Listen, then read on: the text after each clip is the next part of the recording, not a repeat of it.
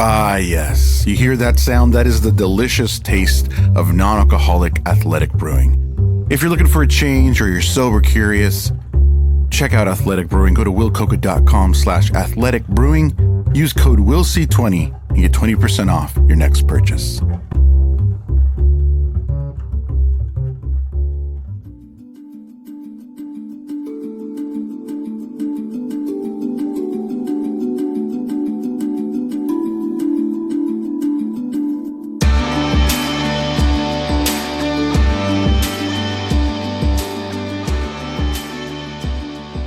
Welcome, everybody, to the Will Coca Podcast. This is another 5-Minute Friday. I don't know about you guys, but every once in a while, a random thought comes into my head about something I thought about years ago. Now, one of my favorite bands growing up was Van Halen. I know, I'm dating myself. And this week, I had to stay home because I caught this bug that's been going around. And for some reason, out of the blue, Van Halen comes into my mind. See, Van Halen is a rock band from Pasadena, California. And from 1974 to about 1985, they were with David Lee Roth as the lead singer. Huge success, probably one of the biggest, if not the biggest rock band at that time. Now, what does David Lee Roth decide to do but to leave the band? And the verdict is still out on why. Oh God, I'm running! Ah, yeah! So the Van Halen brothers get together and decide, you know what, we're not done. We are going to get former Montrose lead singer Sammy Hagar. Enter in Van Hagar. Hello, baby! Yeah! And you would think that as big of a personality as David Lee Roth is, he would be hard to replace and still have the same success. Not so fast. I think what they understood was they could not be Van Halen with David Lee Roth, but they could be Van Halen with Sammy Hagar. Now, it was a different band, a different sound.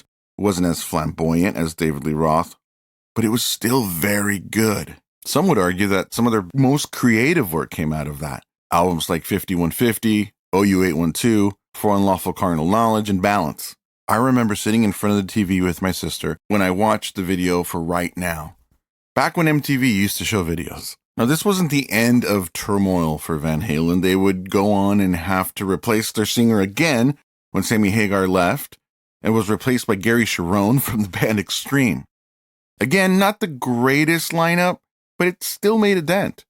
Later in the years, Sammy Hagar would come back, David Lee Roth would come back, and even David Lee Roth and Sammy Hagar would join the band together to tour and do all of their catalog.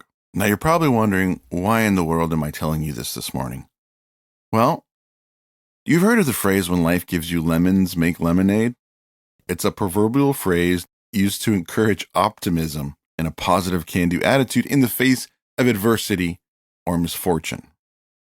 I say this a lot during the week. I work in a middle school where at any given moment, a wrench is thrown in the day, and we've got to scatter and figure out what to do next. I usually turn to somebody and say, hey, looks like we're making lemonade today. But it's a process that's not easy. It takes time and it takes practice, which made me think of the story of the Van Halen brothers, who created this rock band in their garage in Pasadena, California, that was more precious to them than anything.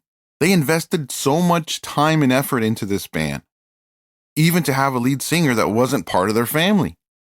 And then misfortune hits, and the lead singer leaves, and they have to figure out what to do next.